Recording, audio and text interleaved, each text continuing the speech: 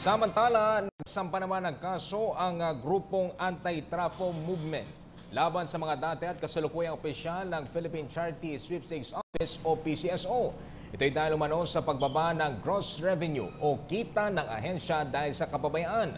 Ayon sa grupo, bumaba ang kinita ng PCSO mula sa mahigit 31 bilyong piso noong taong 2012 ay naging mahigit 28 bilyong piso na lamang ito nitong nakaraang taon.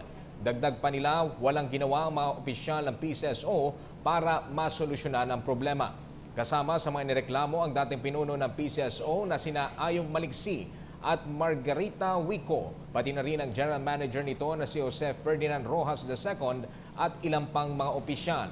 Nagkaroon din umano ng malakihang korupsyon at gross negligence of duties ang mga opisyal at nakalabag pa umano ang mga ito ng ilang probisyon ng Government Procurement Act.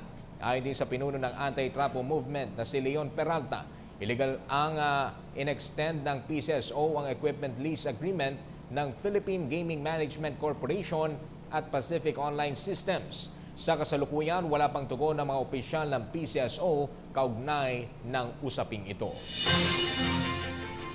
Kaya ang gusto namin maging solusyon, managot sila at dapat i-revamp ng todo ang mga opisyalis ng PCSO.